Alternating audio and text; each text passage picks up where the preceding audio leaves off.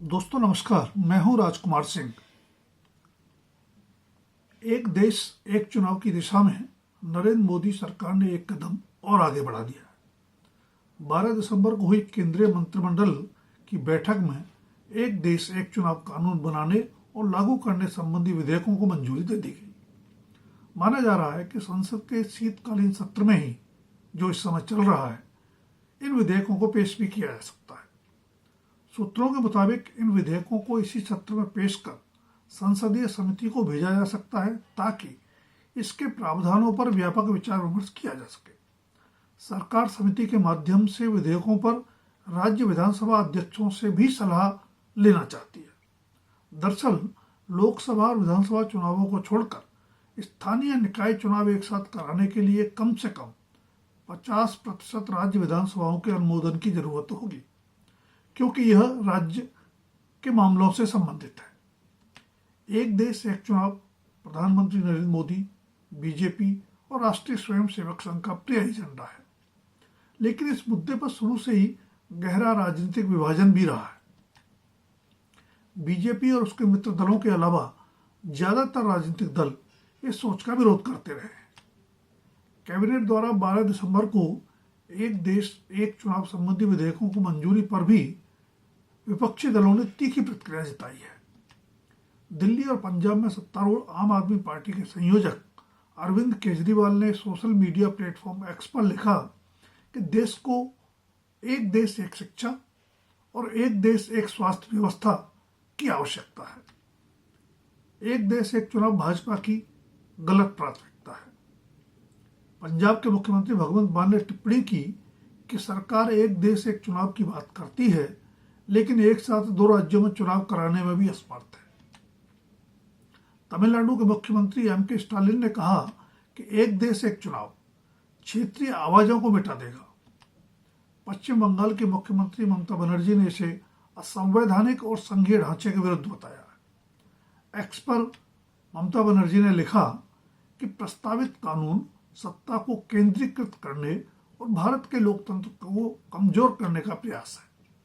उधर बीजेपी और एनडीए के घटक दलों ने इसका स्वागत करते हुए कहा है कि इससे राजकोष पर बोझ कम होगा।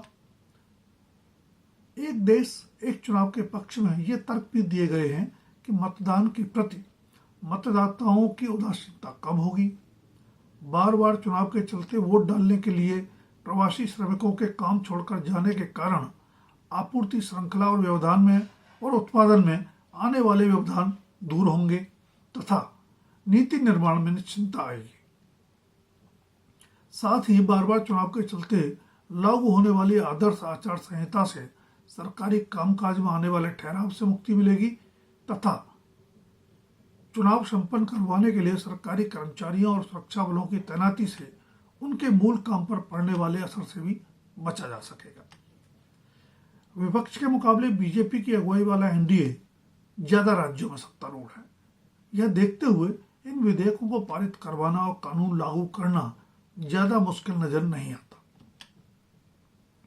जैसा कि शुरू में कहा, एक देश एक चुनाव प्रधानमंत्री मोदी और बीजेपी का पुराना और प्रिय एजेंडा है। इस बाबत पूर्व राष्ट्रपति रामनाथ कोविंद की अध्यक्षता में बनाई गई उच्च स्तरीय समिति की रिपोर्ट को इसी साल 18 सितंबर को कैबिनेट ने मंजूरी दी थी।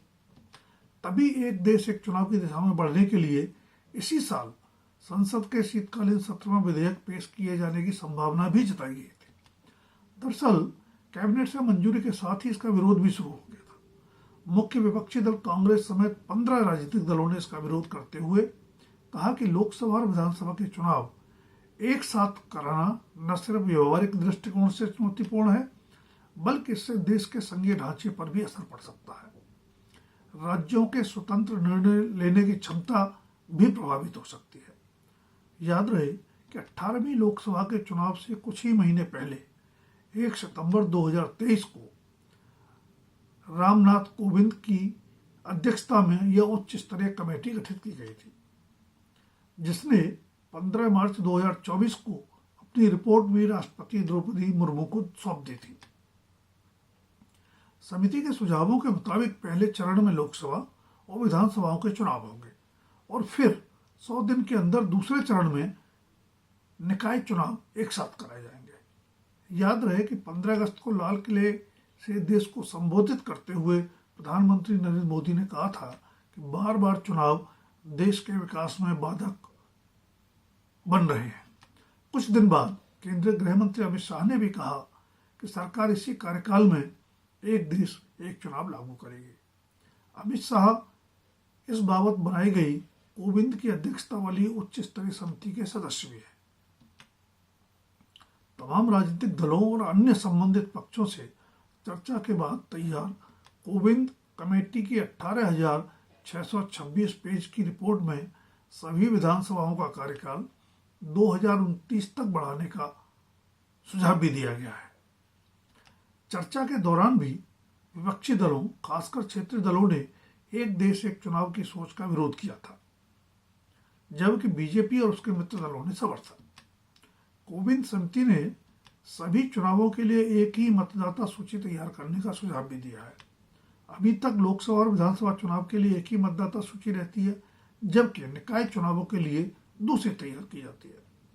कोविंद समिति ने अपनी सिफारिशों को लागू करने के लिए कुल 18 संविधान संशोधनों का सुझाव दिया है, जिनमें से ज्यादातर के लिए राज्य विधानसभाओं की सहमति की जरूरत नहीं होगी।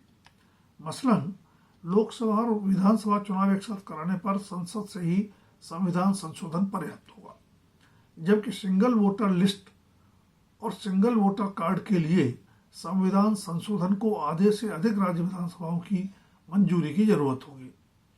बताया जाता है कि अपनी रिपोर्ट तैयार करने के लिए कोविंद कमेटी ने 7 देशों स्वीडन, दक्षिण Africa, Japan, Germany, Philippines, Belgium और इंडोनेशिया की चुनाव प्रणाली का तुलनात्मक अध्ययन किया। बेशक दुनिया में कुछ लोकतांत्रिक देशों में राष्ट्रीय और प्रांतीय सत्ता के लिए एक साथ चुनाव होते हैं, पर कुछ में नहीं भी होते हैं।